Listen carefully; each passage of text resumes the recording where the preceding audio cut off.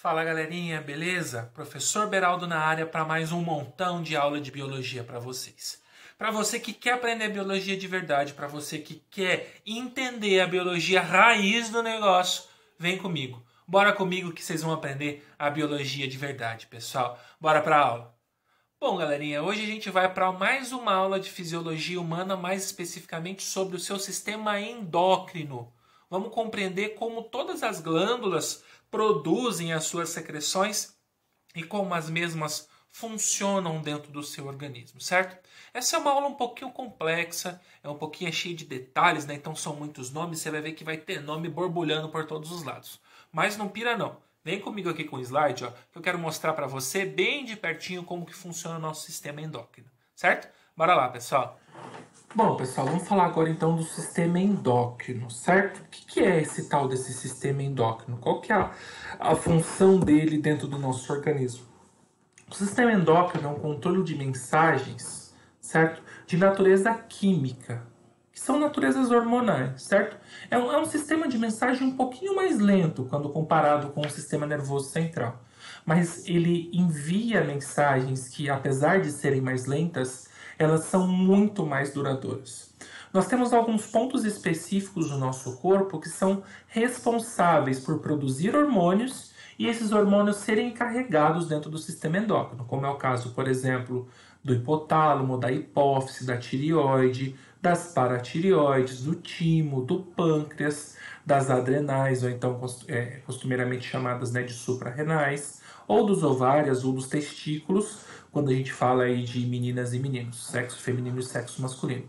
Todas essas estruturas citadas, elas são glândulas produtoras de hormônios, certo? Então a gente tem pontos específicos para produzir hormônios que vão agir dentro do sistema endócrino como essa mensagem química lenta, porém muito duradoura. Tudo bem?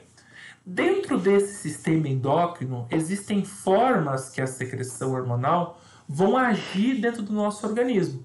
E essas formas de ação a gente pode definir como uma forma de ação em feedback positivo e uma forma de ação em feedback negativo. Qual que é a diferença entre as duas? Vou começar pelo feedback negativo. O feedback negativo é uma ação onde um hormônio impede o funcionamento de outro. Como, por exemplo, ó, a gente olhar nessa situação aqui. O hipotálamo vai produzir o hormônio liberador do TSH. O hormônio liberador do TSH age na hipófise e a hipófise produz o TSH, certo? O TSH age sobre a tireoide. A tireoide começa a produzir os hormônios tiroxina e triodotironina, ou seja, os hormônios T3 e T4. E esses hormônios T3 e T4, quando têm os seus níveis aumentados, além de gerar um aumento do metabolismo, ele também gera a inibição do funcionamento do hormônio liberador do TSH. Ou seja, o aumento de tiroxina e triodotironina, T3 e T4, inibe o hormônio liberador de TSH. Esse fato de um aumentar e inibir o outro é o que a gente chama de feedback negativo. Percebam, quando o aumento do T3 e T4 inibe a produção do liberador do TSH, automaticamente ele para de agir sobre a hipófise para de produzir TSH e o TSH para de agir na tireoide, a tireoide para de produzir T3 e T4. Então é um controle que se retroalimenta, tá bom? No caso dos feedbacks positivos, a gente tem a presença de uma substância que estimula a produção de outra.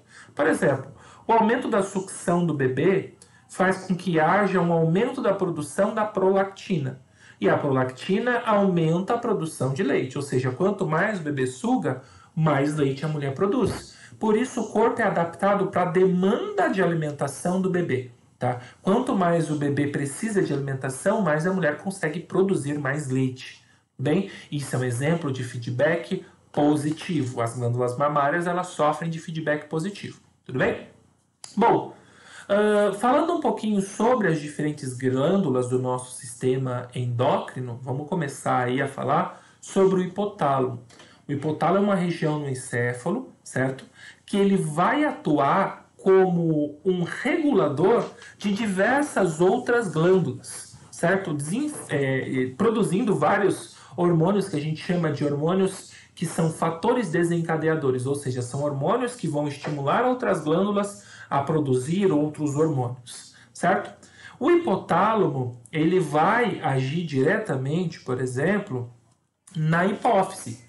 O hipotálamo age na hipófise e a hipófise produz vários hormônios que coordenam várias estruturas do nosso corpo, tá bom? Agora, a hipófise, propriamente dita, ela é considerada ali uma glândula principal, uma glândula mestra dentro do processo de funcionamento do sistema endócrino, já que ela vai produzir muitos hormônios que coordenam várias outras glândulas, certo? Como, por exemplo, quando a gente pega a hipófise e divide ela em duas partes, que é o lobo anterior e o lobo posterior. O lobo anterior é chamado de adenohipófise, certo? E vai ser responsável pela produção da prolactina, da gonadotropina, da somatotrófico, adenocorticortrófico, tireotrófico, todos esses hormônios. Agora, o lobo posterior, que é chamado de neurohipófise, ela está relacionada com a produção do hormônio antitiurético, da ocitocina, tá? Então, cada parte da hipófise tem uma função específica, certo? Dentro dos hormônios da adenohipófise e da neurohipófise, aqui tem um resuminho de quais são as funções principais dele. Por exemplo, o hormônio tireotrófico, que é conhecido como TSH, ele vai estimular a tireoide a produzir os seus hormônios T3 e T4, que tem relação direta com o nosso metabolismo, tá? O adrenocorticotrófico, chamado de ACTH, é o hormônio que vai estimular o funcionamento do córtex, certo? Que é a região externa das suprarrenais. E aí, automaticamente, realizar as funções do córtex da suprarrenal. Aí a gente vai ver especificamente lá no estudo das suprarrenais, tá bom? Prolactina, conhecido como PRL, é o hormônio que estimula o desenvolvimento das glândulas mamárias e também estimula a lactação, tá? Na hora da produção do leite. O hormônio somatotrófico, conhecido como GH, é o hormônio que atua no crescimento, tem função direta no alongamento dos ossos, na síntese de proteínas e também nos músculos, tá bom? Hormônios gonadotróficos, que são FSH e LH. O hormônio FSH, que é chamado de hormônio folículo estimulante, ele vai atuar principalmente na produção dos gametas, certo? E o hormônio LH, que é chamado de hormônio luteinizante, ele estimula a produção dos hormônios sexuais, como é o caso da progesterona e testosterona, que vão influenciar diretamente no ciclo menstrual e no ciclo de desenvolvimento ovariano ali da mulher, tá bom? Ocitocina, sigla OCI, tá? Ocitocina, ela vai estimular a contração dos músculos durante o parto, por exemplo, certo? Ou então a contração das glândulas mamárias para poder realizar aí a saída do leite, tá bom? Então a sucção que o bebê realiza faz com que a ocitocina seja produzida, aumenta a contração das glândulas mamárias e mais leite então é liberado. E a vasopressina, ou então conhecido também como hormônio antidiurético, certo? Vocês muito provavelmente devem lembrar lá da nossa aula de sistema excretor, tá? O ADH. Ele vai atuar nos túbulos renais, possibilitando a reabsorção de água do sangue, conseguindo então um equilíbrio osmótico relacionado à pressão arterial, por exemplo, por aumento do volume sanguíneo. Tudo bem? Esses são os hormônios aí da adenohipófise e da neurohipófise. Segunda glândula que nós vamos ver, pessoal, terceira no caso, né? Desculpa, a gente já tinha falado de uma, é a glândula tireoide, tá bom? A glândula tireoide, ela vai ser responsável por produzir e secretar, certo? Os hormônios que são chamados de triodotironina, que é o T3, tiroxina, que é o T4, e a calcitocina. O T3 e T4 estão relacionados diretamente a nosso metabolismo energético, já que esses hormônios estão ligados ao funcionamento das mitocôndrias, certo? A calcitocina, ela vai aumentar a absorção de cálcio pelos ossos e aumenta a excreção dos mesmos pelos rins. Essa é a função da calcitocina, tudo bem? Por exemplo, a manutenção do tamanho dos ossos, da quantidade de cálcio nos ossos, quem faz isso é a calcitocina. Nesta situação, uma pessoa ela pode ser dotada de uma doença ou de uma situação ali endócrina de hipotireoidismo e de hipertireoidismo. Qual que é a diferença dessas duas situações? No caso do hipotireoidismo, nós temos uma redução do funcionamento da tireoide, automaticamente redução da produção dos hormônios T3 e T4, e aí, por uma diminuição do nosso metabolismo, a pessoa tem uma série de problemas, né? Como aumento de peso, redução da velocidade da circulação e coisas do gênero. Agora, numa situação de hipertireoidismo, a tireoide ela funciona em excesso, então produz muito T3 e T4, aumenta-se muito o metabolismo e a pessoa dificilmente consegue ganhar peso. Aqui nós temos algumas características de uma pessoa que tem hipo e hipertireoidismo, né? Então, no hipertireoidismo dá para ver olhos esbugalhados, tremores, suores, pescoço inchado por causa do aumento do tamanho da tireoide, né? E perda de peso. Isso tudo relacionado ao aumento do metabolismo.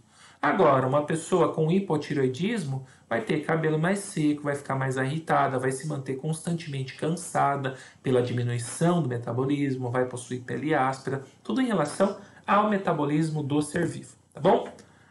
Dentro lá das nossas tireoides existem parezinhos de glândulas que são chamadas de paratireoides, certo?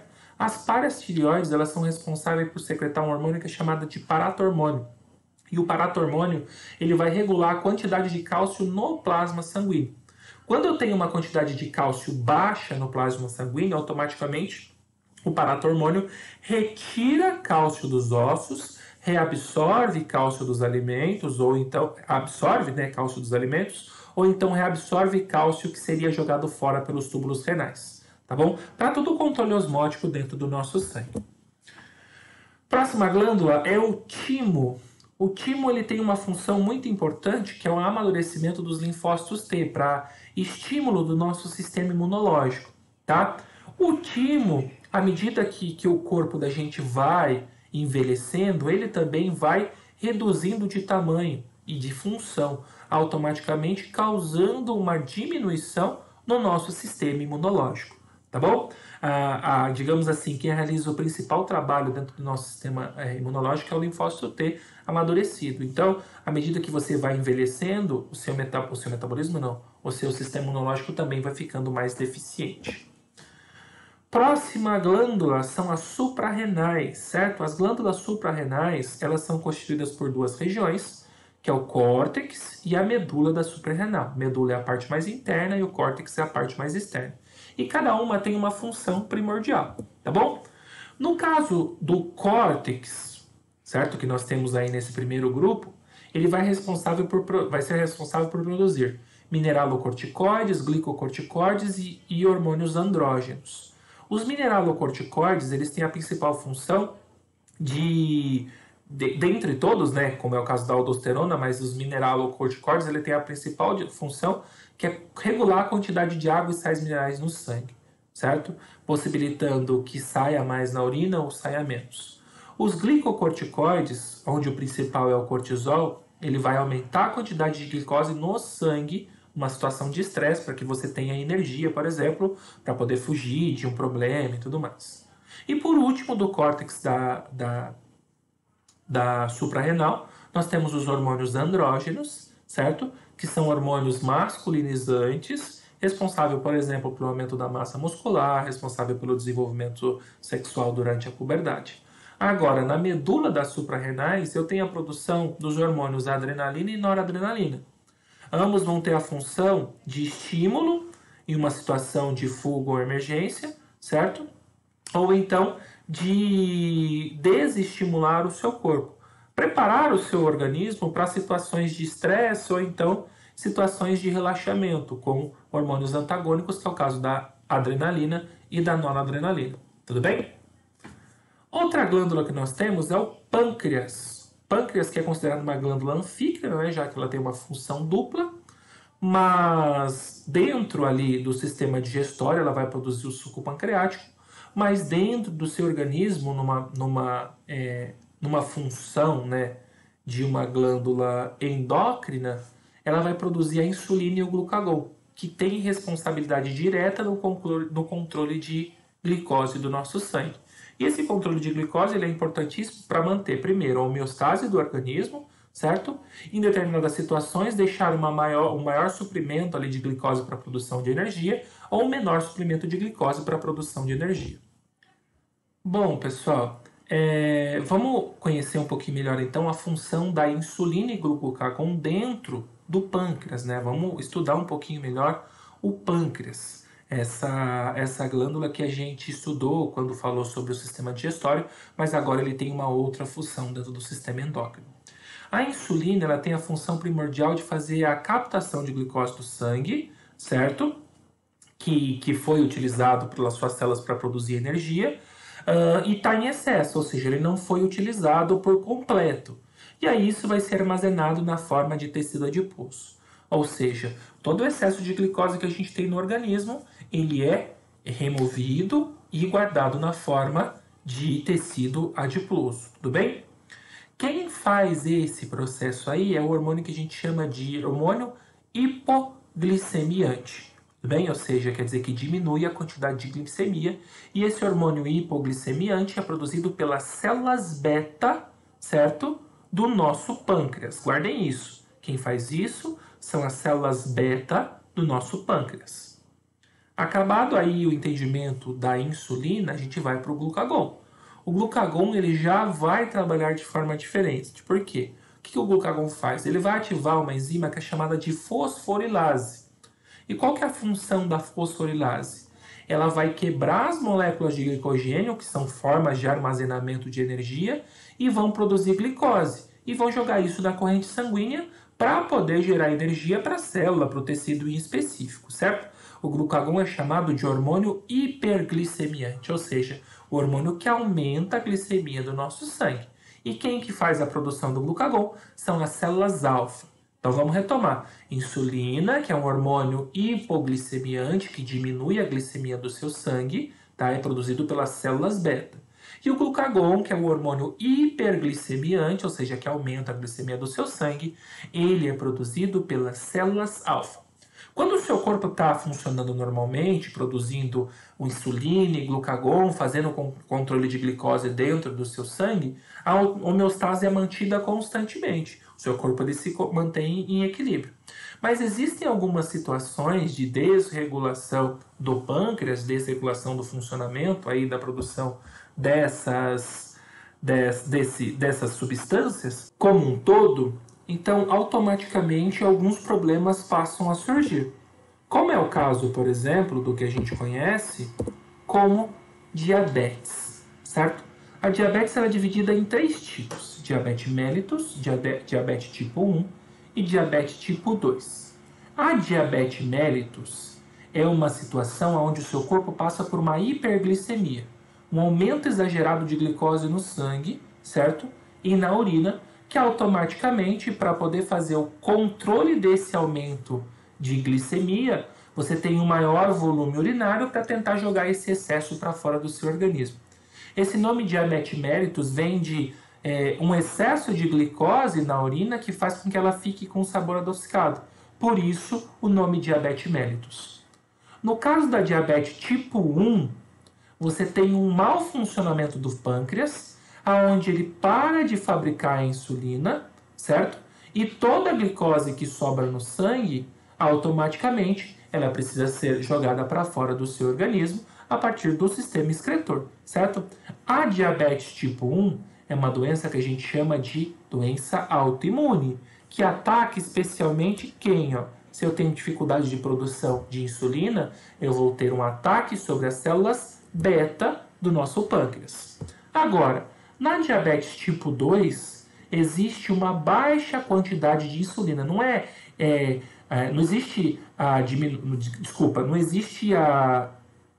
não é cessado a produção da insulina, e sim é diminuída a produção, a quantidade de insulina dentro do nosso corpo, que faz com que exista um excesso de glicose no seu organismo, que vai ficar ali na sua circulação e precisa ser jogado para fora do seu corpo a partir da excreção. Mas a diabetes tipo 2, ela acontece no nosso organismo, primeiro, por um princípio genético, que faz um mau funcionamento ali da